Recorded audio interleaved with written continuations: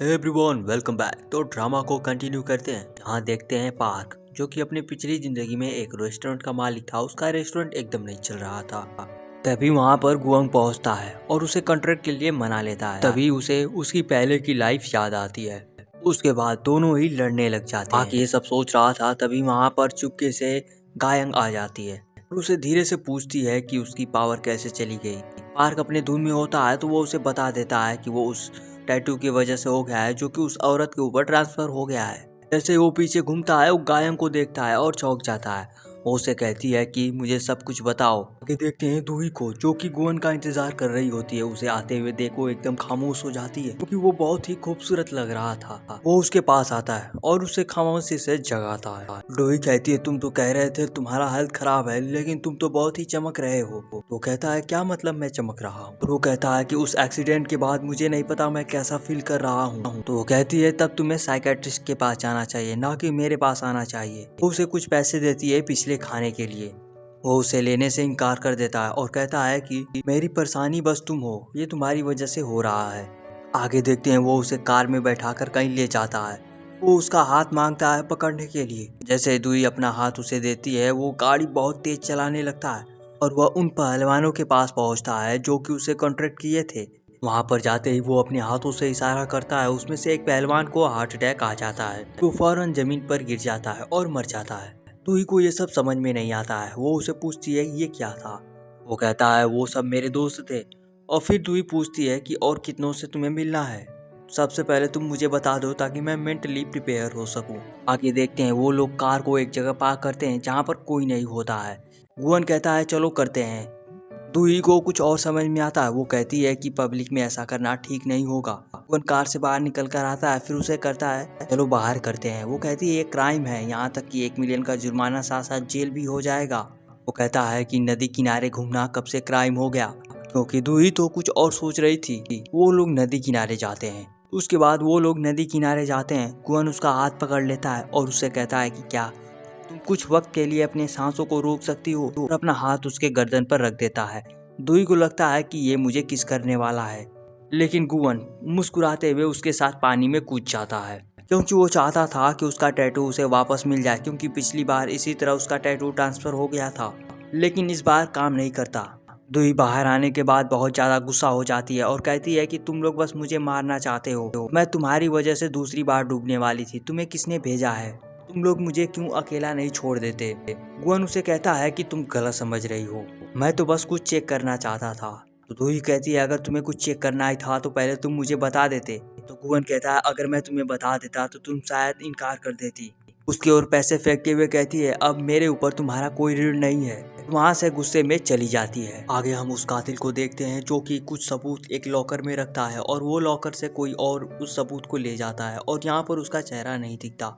आगे दूही को देखते हैं, जो कि रोड क्रॉस कर रही होती है। तभी वो न्यूज देखती है कि मीरा ग्रुप का सबसे बड़ा फाइनेंशियल अकाउंटेंट मर चुका है। ये सुनते ही वो शॉक हो जाती है, क्योंकि कुछ वक्त उसने दूही को कांटेक्ट किया था, फिर वो मर कैसे गया? दूही को कुछ भी समझ में नहीं आ रहा था। तभी एक बाइकर्स उसके ऊपर एसिड फेंकता है और वो एसिड उसके ऊपर गिरने वाला ही था। तभी गुआन उसके बीच में आ जाता है और उसका बैग जल जाता है, लेकिन दूही बच जाती है। वो एक दूसरे के एकदम करीब होते हैं और उनके बीच में एक लंबी खामोशी होती है। दूही बिल्कुल एक्सपेक्ट नहीं कर रही थी कि गुअन वहां पर पहुंच जाएगा। वो उसे कहता है कि कुछ तुम्हारे पास ऐसा है जो मेरे लिए बहुत कीमती है। वो देखती है कि उस एसिड से गुअन के हाथ जल चुके थे। वो बहुत ज्यादा घबरा जाती है। तभी गुअन उसका हाथ पकड़ता है और सब कुछ ठीक हो जाता है। ये देखकर वो चौंक जाती है और उससे पूछती है, तुम कौन हो? वो बताता है कि मैं एक डेमन हूँ और तुम इंसान मुझे शैतान बुलाते हो। दूही कहती है कि इसका मतलब जो कुछ पहले मैंने देखा था वो भी इसी तरह था। आगे दूही गुअन के साथ पुलिस स्टेशन जाती है अपना स्टेटमेंट देने के लिए। गुअन बैठकर उसका इंतजार कर रहा होता है। ऑफिसर उसे वहाँ पर चाय देता है तो उसे कहता है कि मैं ऐसे बकवास चीजें नहीं पीता हूँ। तभी वहाँ पर देखते हैं ऑफिसर्स कुछ लोगों को पकड़ कर ले आए होते हैं। उसमें एक भिखारी लेडी होती है और वो भाग रही होती है। ऑफिसर्स उसे पकड़ कर बैठाते हैं उस पर इन्वेस्टिगेट करने के लिए। जब वो उसका बायोडाटा खोलते हैं तो उसमें उसका बस नाम होता है और इसके अलावा कुछ नहीं। लेकिन जब वो सामने देते हैं तो गायब हो जाती है। असल में वो नीचे से बैठकर गुअन के पास जाती है और उसका चाय ले लेती है। गुअन उसे देख डर जाता है, क्योंकि वो थोड़ा भयानक दिख रही थी। उसके बाद गुअन उसे कार से ले जाता है। उन दोनों के बीच में बहस चल रही होती है।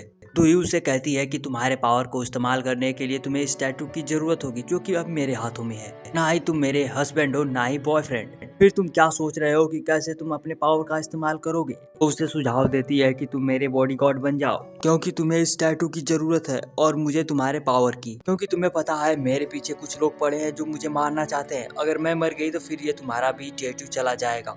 हम लोग एक ही नाव पर सवार हैं। तो उससे पूछती है कि क्या तुम्हारा आंसर है, क्या तुम मेरे बॉडीगार्ड बनने वाले हो। वो कहता है कि मैं तुम्हारा बॉडीगार्ड बनने वाला नहीं हूँ। दुई उसे कहती है क्या तुम्हारे पास इससे बेटर आइडिया है। वो कहता है मुझे नहीं पता, लेकिन मैं बस तुम्हारा बॉडीगार्ड नहीं हूँ।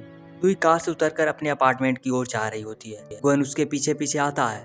तो दुई कहती है कि यही सेम चीज बॉडीगार्ड भी करते हैं। कहता है कि बस मैं देख रहा हूँ कि यहाँ की सिक्योरिटी ठीक है कि नहीं। फिर वहाँ हम उस कातिल को देखते हैं जो कि उनका पीछा कर रहा था। वो बहुत गुस्से में होता है। आगे हम देखते हैं गुवन को जो बहुत ज़्यादा परेशान होता है। वो कहता है कि मुझे अपना पावर इस्तेमाल करने के लिए एक कमजोर इंसान का हाथ पकड़ना पड़ता है। पाक उसे सुझाव देता है क्यों नहीं तुम उसके बॉडीगार्ड बन जाते हो। वो कहता है कि एक डेमन बॉडीगार्ड कैसे हो सकता है। वो सोचने लगता है कि अगर क्या होगा वो मर जाएगी, फिर मैं अपना पावर इस्तेमाल नहीं कर पाऊंगा और ना ही डील कर पाऊंगा। पाक डेमन की किताबें निकालकर पढ़ने लगता है कुछ लाइन्स कि लिखा होता है कि डेमन गार्जियन भी होती है। वो समझाता है एक गार्जियन बॉडीगार्ड ही होता है। फिर वो पूछता है कि क्या ऐसा ना हो कि तू ही तुम्हारे आइडेंटिटी के बारे में दूसरों को बता दे।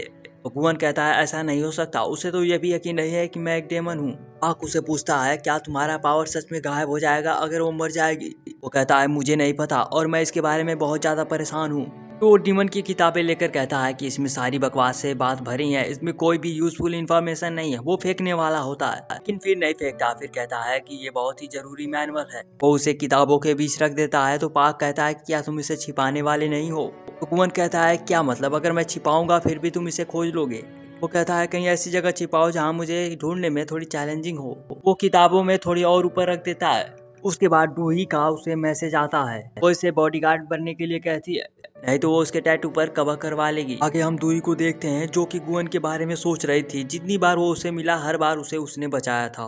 दूई अगेन उस न्यूज को देखती है उस आदमी के मौत का जो कि मिराय ग्रुप का फाइनेंशियल अकाउंटेंट था। वो मिसेज जू को कॉल लगाती है और उनसे पूछती है सब कुछ ठीक है। तो इस न्यूज के बारे में बताती है और वो बताती है कि उसने मरने से पहले मुझे कॉल किया था और उसे कुछ इंपॉर्टेंट थिंग्स बतानी थी। मुझे लगा कि वो पैसों के लिए ऐसा कर रहा है, इसलिए मैंने उसे इग्नोर कर दिया। मैडम जो कहती है चिंता करने की कोई बात नहीं, तुम्हें अपने कंपनी पर ध्यान देना चाहिए, यहाँ सब कुछ ठीक है। वो कॉल रख देती हैं। के बाद मैडम जो किसी और को कॉल लगाती हैं। वो अपनी कंपनी के 10 सालों की फाइनेंशियल स्टेटमेंट मांग रही थी ताकि उन्हें कुछ पता करना था। रात भर उस पर स्टडी करती हैं, तब उन्हें पता चलता है कि उसमें बहुत गड़बड़ थी। बंद आंख करके उन पर भरोसा कर रही थी। आगे हम गुवन को देखते हैं जो बहुत हैप्पी मूड में होता है। वहाँ पर पार्क आता है। वो उससे पूछता है कि आप इतने हैप्पी मूड में क्यों हैं? वो कहता है कि चिंता की कोई बात नहीं, भले मेरा टैटू गायब हो गया है लेकिन वो टैटू उस औरत के कलाइयों पर सेफ है और मुझे पता चला है मैं पानी में कितना ही कूद लूं वो मुझे वापस नहीं मिलने वाला है, बस एक कंडीशन पर। पार्क उसे पूछता है कैसा कंडीशन? कहता है उस दिन जैसा वेदर था, जो टेम्परेचर था और इसी तरह जो भी चीजें थी तो सारे कंडीशन सेम होंगे तो वो मेरा टैटू वापस जरूर मिल जाएगा। वो कहता है आप बहुत ही पॉजिटिव सोचते हैं। फिर वो कहता है कि मुझे कुछ जलने की बू आ रही है। तो गुआन कहता है कि मैं रोस्टेड कॉफी बना रहा हूँ इसलिए तुम्हें ये बदबू आ रही होगी। तो पाक कहता है नहीं, मुझे मीट की जलने की बू आ रही है। तभी गुआन अपनी उंगलियां देखता है, उसी उंगलियों में आग लग चुकी थी। पाक कहता है इसका ये मतलब था, यानी जब भी किसी डेमन का कॉन्ट्रैक्ट एक्सपायर होता है तो वो जलने लगता है। वो उसे बुझाने की कोशिश करते हैं। वहाँ पर गायंग आ जाती है। वो उसकी उंगलियों को जलता हुआ देखती है, फिर उस पर फूंक मारकर बुझाने लगती है लेकिन वो नहीं बुझता। गायंग उस पर पानी डाल देती है और आग का जलना बंद हो जाता है। गायंग उसे पूछती है ये क्या चल रहा है? गुआंग कहता है कंबसन चालू हो गया है और ये सही नहीं है। दुई जो कि सो रही होती है उसे एक कॉल आता है। वो कहती है इतना सुबह सुबह कौन कॉल कर रहा है? वो देखती है गोयंग का है। वो फौरन उठ जाती है और कहती है क्या तुम मेरे बॉडीगार्ड बनने के लिए तैयार हो गए? वो कहता है मुझे अर्जेंटली तुमसे मिलना है और वो कॉल रख देता है। गायंग उसे पूछती है कि तुम्हारा क्या प्लान है? वो कहता है कि मुझे जल्द से जल्द कोई डील करनी होगी। वो ढेर सारा आइस एक कंटेनर में डालता है ताकि वो अपनी उंगलियों को बुझाए रख सके। आगे की कहानी को हम नेक्स्ट पार्ट में देखेंगे।